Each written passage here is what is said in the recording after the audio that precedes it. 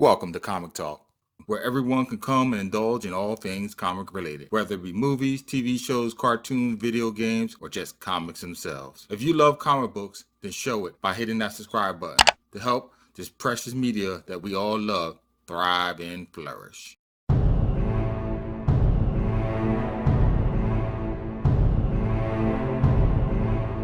With a lit taper in hand, the father of this church walks down a carpeted aisle with nothing but an incandescent spark to show him the way. Outside, lightning spiderwebs his way across the Stygian sky.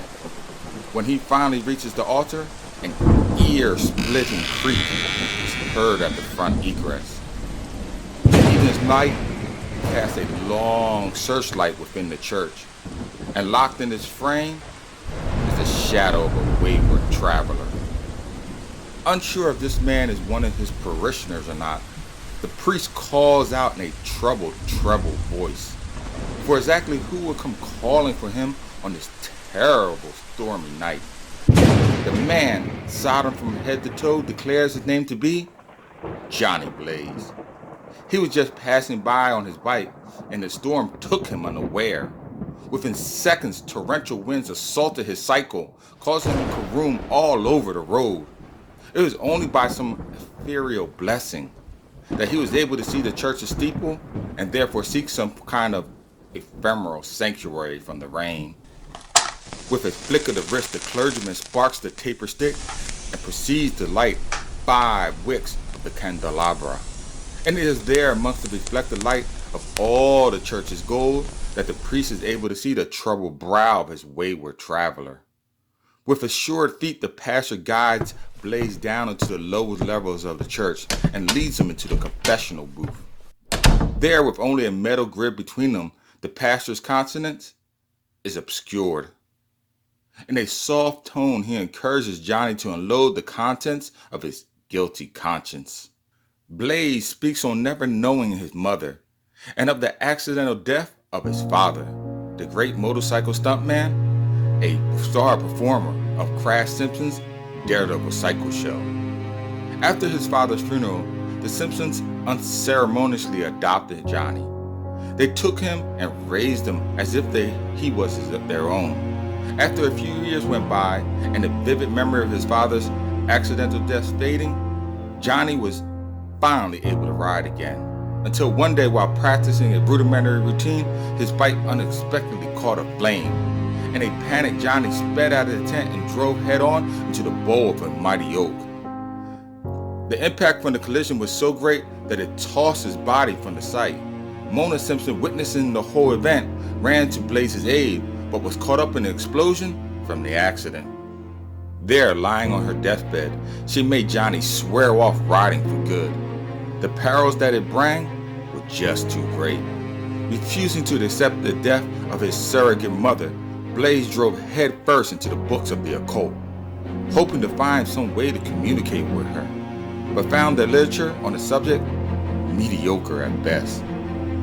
As time went by, Johnny felt the need to ride again, and despite his oath to Mona, he did so with the love and encouragement of Roxanne Simpson, her daughter. The two finally found love and solace in each other's embrace. And then came the day that changed everything. 30 years of death-defying stunts finally paid off. Madison Square Garden called, and they wanted the Simpsons Daredevil Cycle Show to perform there, center stage. The news should have left the family ecstatic with jubilation, but Crash Simpson, Roxanne's father, and the headliner of the show just got the news he was diagnosed with an aggressive form of cancer, and the doctor gave him approximately only a month to live. Left distraught over the news, Johnny pored over those same mystic tombs, but in his folly he invoked the assistance of the Prince of Darkness himself.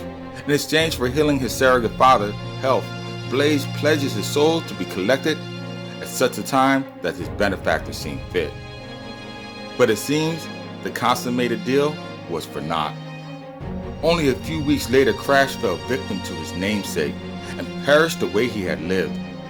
That very evening, the demon manifested itself to collect on his debt, and he would have if not for Roxanne's interference. Apparently, while Johnny was away, she had read some of his books and learned way more than he had.